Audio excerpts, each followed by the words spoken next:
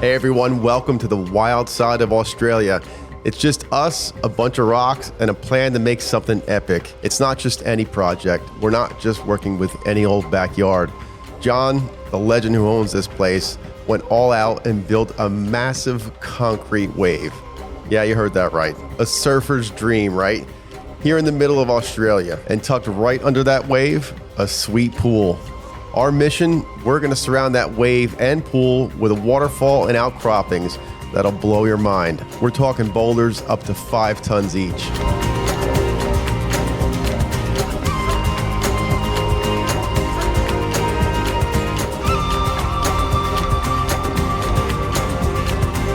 Hey, I'm Jack Haryu from Atlantis Water Gardens. We've traveled all the way to Australia to build a waterfall that's more than just water running off of rocks. It's going to be a piece of the landscape telling its own story. Out here where the scenery's as rugged as it gets, we kicked off our day with a cup of coffee and a good long look at our plans. The first rays of sun were just hitting our site, kind of setting the stage for us. All right, Bub, let's see what we got here. It's windy out, huh? Yeah. Oh, the plan. Do you remember this? Right. So this was originally going to be like more of a pond. John shot this as like a pool. So this is just going to be a gunite pool. And our job is really to do rock work and build waterfalls, which is our favorite part anyway. Yeah. Right?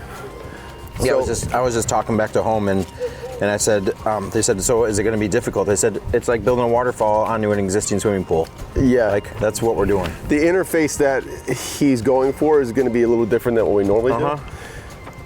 But he's got that. Yeah. I think still our biggest challenge is going to be blending the wave, and I love the direction that they're going with the wave. It's to look more like a famous area out here. It's called rock wave or wave rock. Yeah. Wave rock. Yeah, wave rock. And so instead of that thing being blue, it's to be like a petrified wave almost, which will Like blend a lot. all those browns and grays, like Yeah. this color, the color of the stone is it's very brown. Yeah. And it actually aligns with what they're trying to accomplish. And this is all indigenous stuff, so it fits with the area. Challenges with this stone, super sharp. Yep. So we're going to have to definitely be careful with making sure we get enough fabric in there. And the upside is we got sand. It's nothing but beach sand here, so I'm not worried about what's underneath the liner. It's almost like It's baking like sugar soda. sand. Like literally you throw it up in the air and it disappears. So that I'm not worried about. He's already done all this work before we got here. We're literally just going to be building waterfalls and streams, and then he's going to finish all the rest of it. So he's got a lot of work to do inside the pool, all this boulder work here and all that. So Plumbing and painting and all that et cetera, et stuff. cetera. So we could do our favorite part. Right. Building waterfalls. I think what we do is we get this liner dropped in here. The operator just showed up, so he's going to flatten this area out so we can work. Why don't we go pick out some rocks? Awesome. And make this thing happen. Here we go. All right. Here we go. Every rock we've lined up is not just a boulder. It's a key part of the puzzle. We spent a good chunk of the morning just talking about where each one should go. It's not just about where they fit. It's about making sure they all tell the same story. I remember this one from last time. This is, I think, one of the biggest rocks we got. It's so awesome though. Like it's such a strange stone. This is like so we have some of this at home. It's called a conglomerate, where it's all like these small pieces that were just smashed together. Probably something volcanic, I imagine, from this area. It looks volcanic. I would call it volcanic. You'd call it conglomerate. Yeah. So what's challenging about this is look how freaking sharp everything is. Yeah. There's all these sharp pieces in here, so we're gonna have to be really careful. It's not even the liner. Like we were looking at our straps that we're working with. Yeah. We're gonna rip through some straps, like just rip through them. So we've got to really protect those straps. The straps that John got, they're like a 2-ply, where we really need like a 3-ply or 4-ply for this.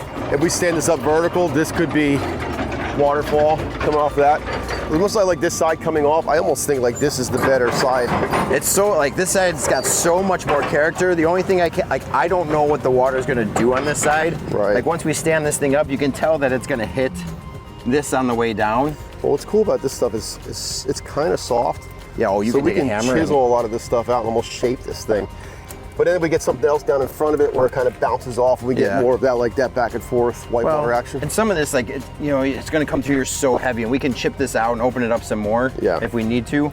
but it's gonna look like it washed this away, and then once it hits this, it's really gonna splash all over.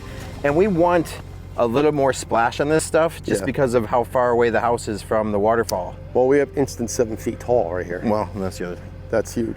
But I think like the one we really need to be starting with is this one here. That platform is like that far below the beam, so that would probably actually work. Are you done? I think I hit a spider. This could tuck in behind the beam of that pool edge. Yep. And where you're exposing this, and then where the beam is, like John could do some other rock work after it gets it finished. Yeah, it'll be easy to match up. But this definitely comes off here, and something else has to come out in front of it. Yeah. So I think this is probably our first rock. This is where we start. Oh, high five.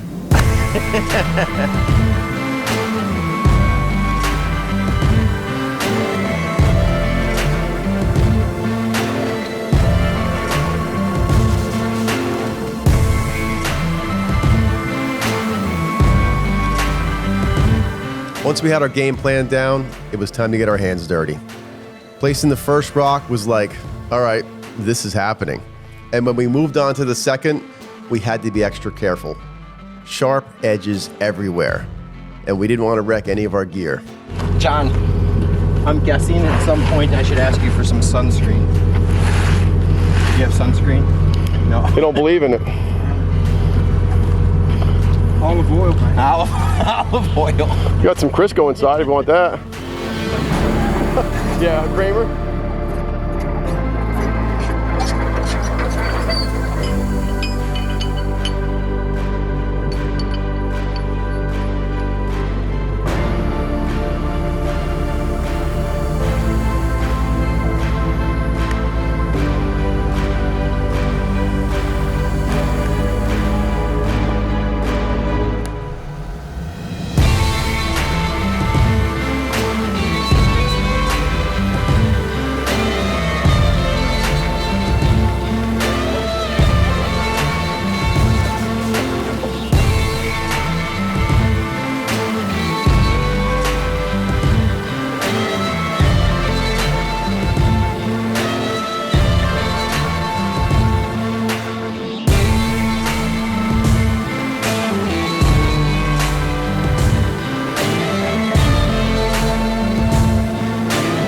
As the day went on, we were on a roll. But then, as the sun started dipping, it was like nature's way of telling us to wrap it up. We pushed hard, made a ton of progress, and it was time to chill and get ready to do it all over again tomorrow. End of day one, and we're feeling pretty stoked about what we've managed to pull off. It's not just about building something cool. It's about transforming this spot into something special. Can't wait to see what tomorrow brings.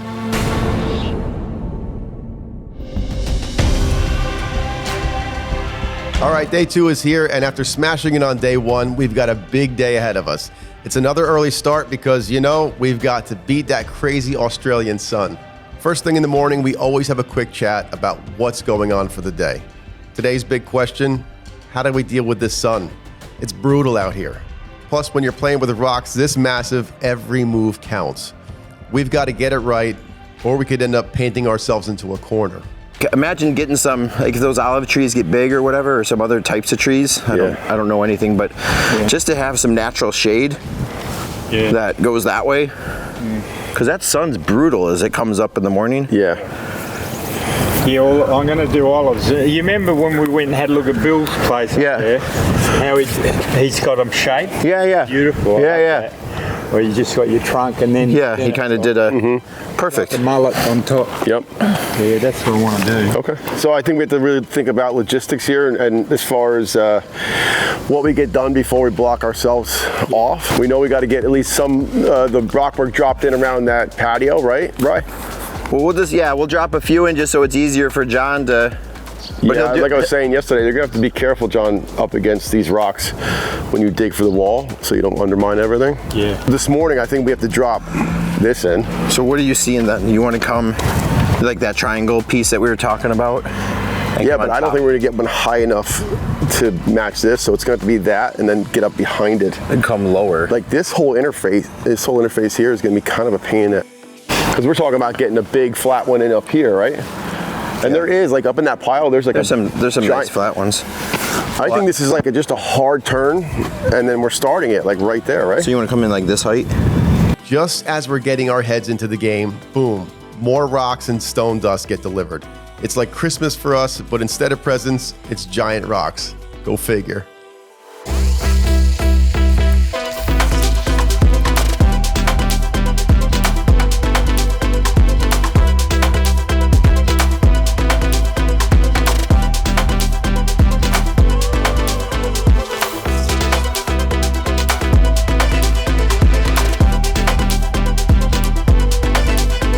So we have a 10-inch wide waterfall. Yeah. And you probably have 15 tons of stone to pull it off just because of the height. And so I don't think what people realize is like when you get a pie like that, the massive amount of stone that's got to go right and left to pull it off right. It's funny, I have these conversations all the time where I'm like, listen, the outcroppings are just as important as the waterfall rocks. And people don't understand the extra like 50 tons of rock that's going to be on the job. Yeah. It's to make it all make sense, because this is like from elevation pond up to where we are now is over 7 feet. Yeah, I mean, and right now we're like how often 30 feet wide. How often do you get into a typical homeowner's backyard? You know, like postage stamp backyard, flat, and a customer says, I want a 4-foot high waterfall. All the time. Right? And so that's a 4-foot high waterfall, and you have 15 tons of stone just for that just waterfall. To make that work. That's not including, now if that was a flat backyard, how much soil you would need behind it and everything else. Like and 60 the giant, tons, 60 yards? 60 yards of soil, yeah. Probably 60 tons. You'd have more stone in the retaining wall than you would in the waterfall. Yeah, 100%. That is like exactly 4 feet. I always use my ribs as a 4-foot marker, and they're like right there. Yeah, but look over here. Like, first of all, we got the layering, right? But then this pocket, whatever goes inside here is going to have branches that go out kind of in front of this rock, up above the rock. It'll be peeking out from behind some foliage. And explain that, because like your fans, my fans know this, right? But this plant apparently pocket, only fans in Australia.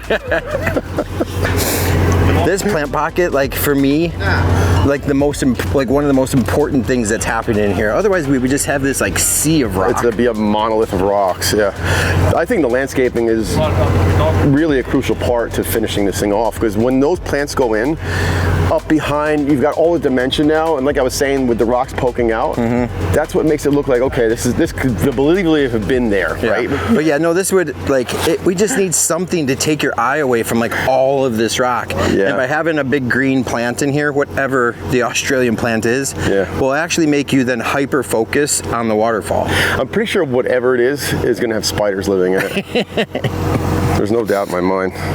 With the main rocks for the waterfall sorted, we moved on to the outcroppings. They might not seem like the main show, but trust me, they're key. They make the whole setup look like it's meant to be here, not just plunked down by some humans.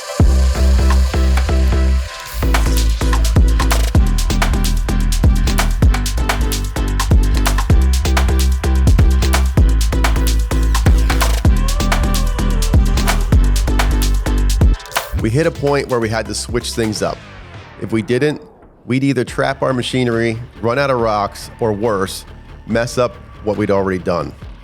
Not on my watch. Jack, let me see that thing. I think we need to shift gears a little. Yeah. Actually, Scotty, you guys come over here real quick. Yep. So this is kind of where we're at right now. You know, here's the big wave, like this.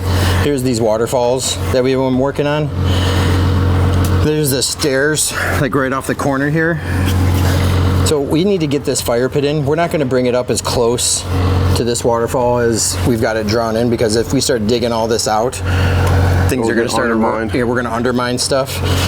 But you see this big boulder wall right here?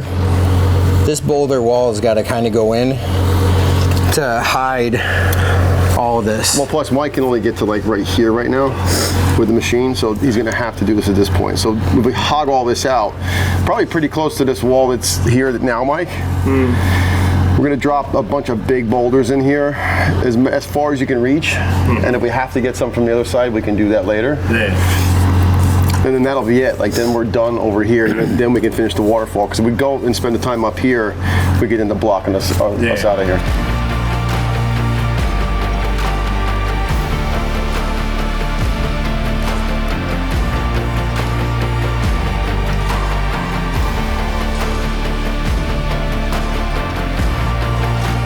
Hours flew by, and just like that, the sun is calling it a day, and so are we.